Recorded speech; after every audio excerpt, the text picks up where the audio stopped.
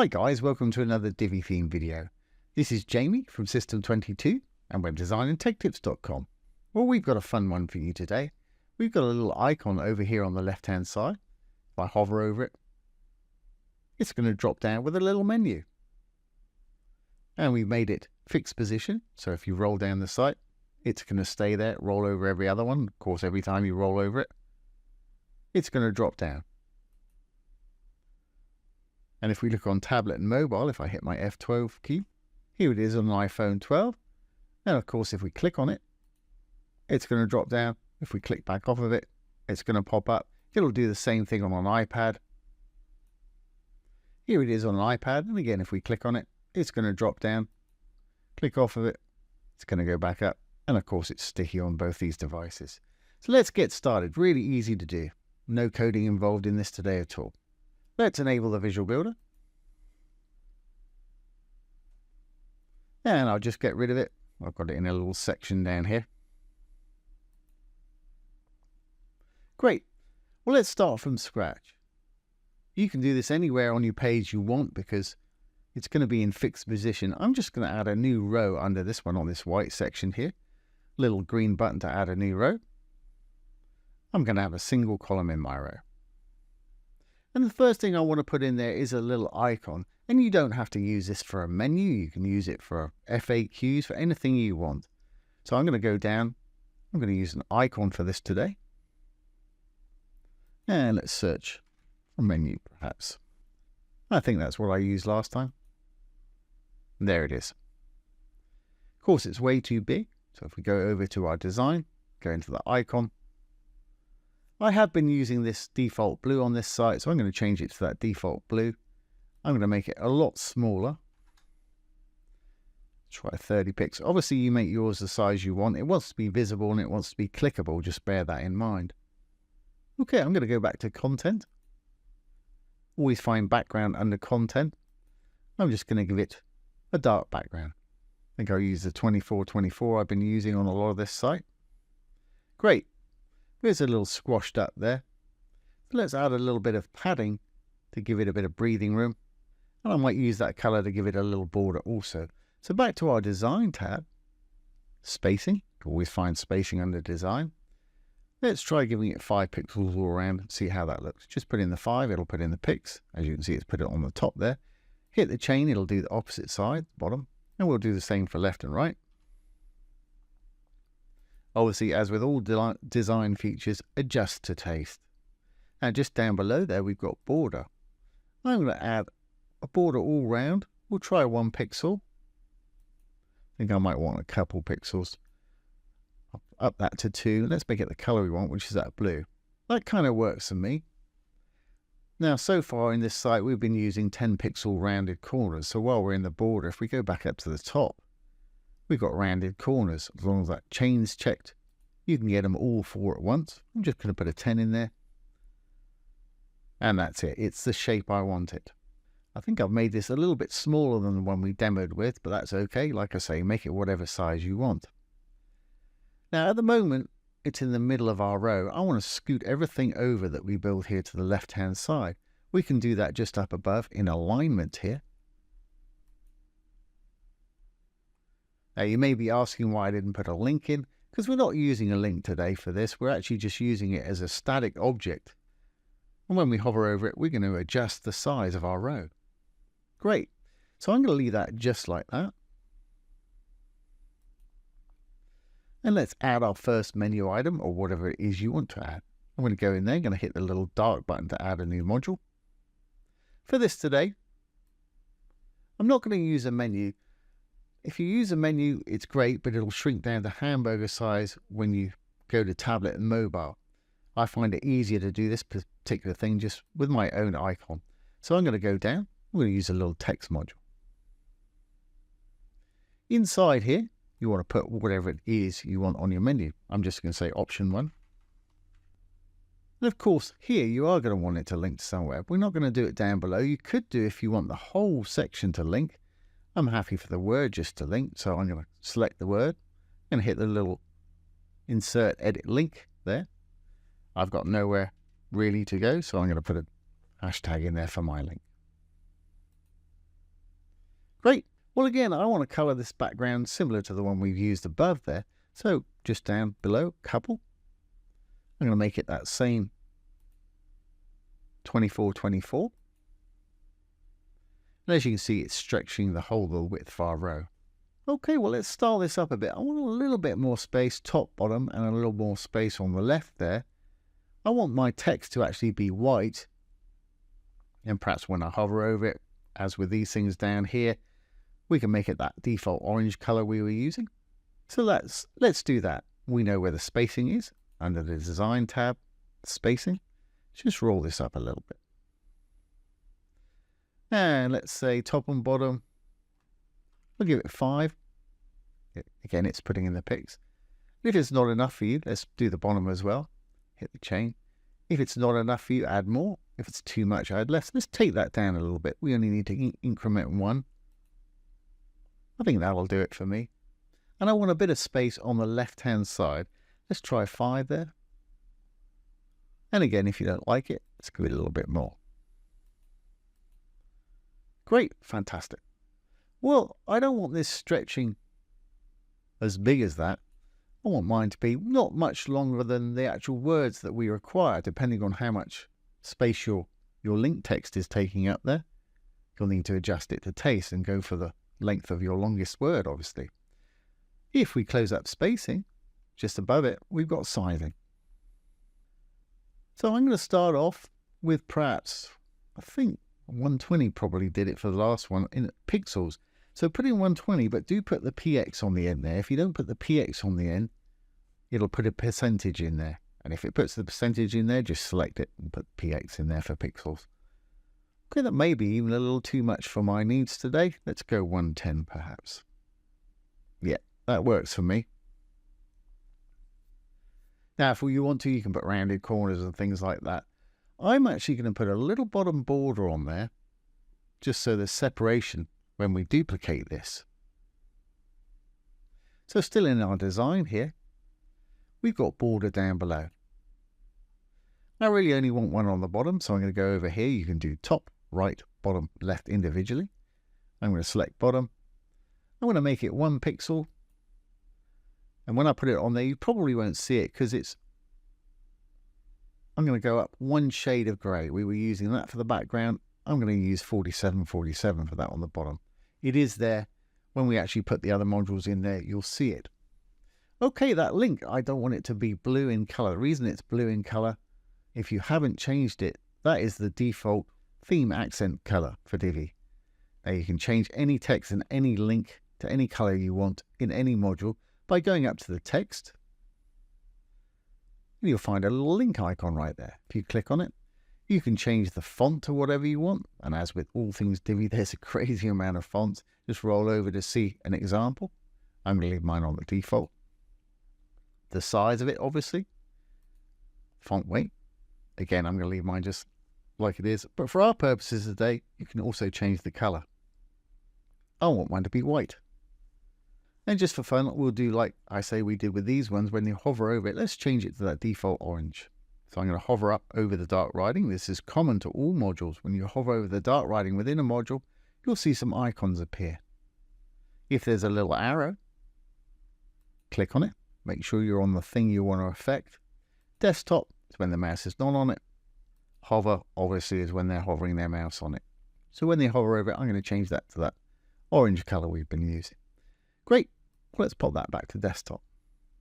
I think I'm happy with that link now. Let's just duplicate it and see what's going to happen. So I'm going to save it. I'm going to roll over it. I'm going to hit the 2 little squares to duplicate it. Let's duplicate it 2 or 3 times. Obviously, however many items you have. That's kind of working, but of course I really don't want them to be spaced out like that. So let's go into our row, the green tab that we started off with. Hit the little cog. Going to go over to design and sizing. We're going to change the gutter width. Gutters are the space between below and above modules there. So flip the little switch from no to yes. And I'm going to drag that all the way down to 0. Fantastic. And now sitting on top of each other, which is just what I want. And then you can see that little bottom border we put in there. Just gives the idea there's a bit of separation between each of those. Okay, of course you have to go into each item now. And obviously change the name and update the link obviously to where it is you want to take them. I'm going to go into the next one. I'll pause this and just do these quickly. It's just rinse and repeat. Great. Well, I've just done the last one there. And we've got option 1, 2, 3, 4, 5. Obviously, you'll have a menu that actually means something to you. Okay, when I hover over this row here, you can see that the row itself is as wide as this column. And also, we've got a bit of space on the top and the bottom there. I want to get rid of any space on the top and bottom. So this row is only as tall as our contents here. So let's do that into the row itself. To let you see what's going on a little bit better, I'm going to put a temporary background in here so you can see exactly what's going on. Choosing that default blue again. So there's our actually whole row that you can see there. I want to take away space top and bottom. I'll go over to design. You'll always find spacing there, as we mentioned earlier. I'm simply going to put a 0 in the padding top. I'm going to hit the chain, do exactly the same for the bottom. Now what I'm going to do is I'm going to shrink this row down till it's maybe just a tiny bit bigger than our menu items there.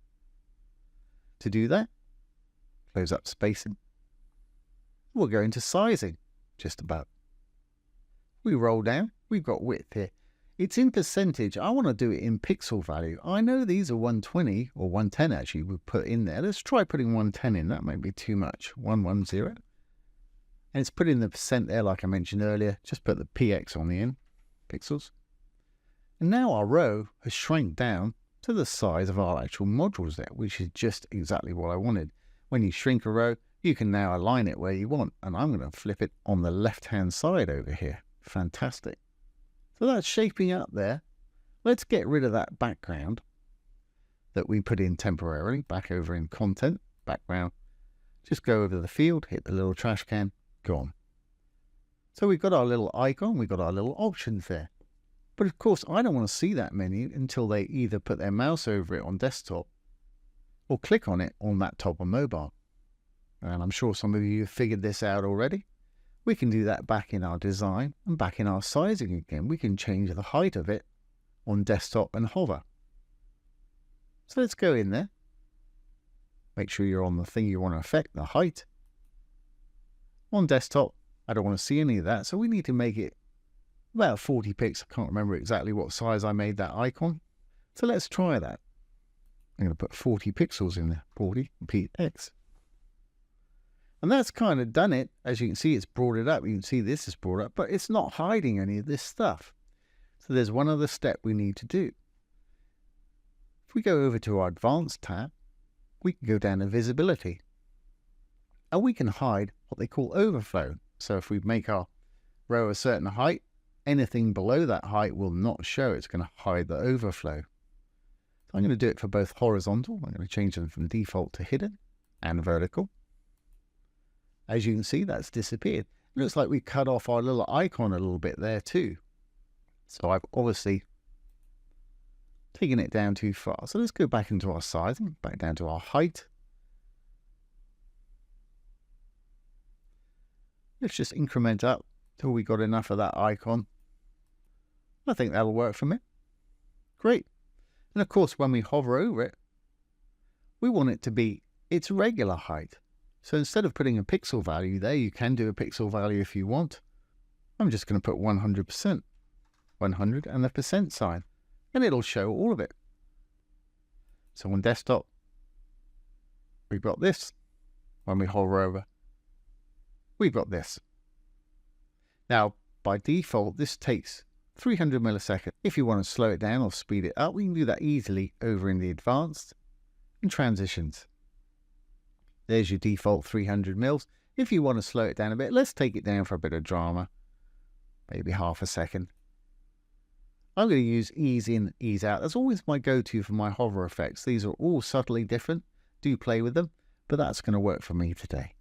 Don't want any delay. I want it to happen as soon as the mouse hits it. Great, well, I'm happy with that. But of course, you may have noticed, if we go back to our sizing here, I flip it back to desktop. It's actually jumping the column up and down when it expands its size. We don't want that. I want it sitting out here on its own. I want them to be able to click on it, drop down, pull it back up without affecting anything on the site. Really easy fix. We're going to go over to advanced again, and we're going to use a bit of positioning for this today. Click on position. I'm going to flip it from relative to fixed. And if you keep your eyes on it, you'll notice it disappears. Bunk, gone. It's actually up under our header bar right here. And if you saw our previous video yesterday, we did a similar thing with our little call to action module. And we've got a little matrix here, or grid. It's top left at the moment. Let's just drag it down from under there. If we roll down, we've got vertical offset. If I start bringing it down, you'll see it appear. There we go, right there. Put it wherever it is you want it. Like I say, you can have it anywhere on your site you want. Left, right, middle, entirely up to you. But for me, I want it slightly out of the way, so that's great. I just want to pull it off of the side just a few pixels, so there's a bit of white space there. So let's use the horizontal for that, and let's increment up a few until you're happy. I think that works for me. Okay, well, let's roll it down the side. You see, it's getting stuck behind that section, and this section it's not appearing.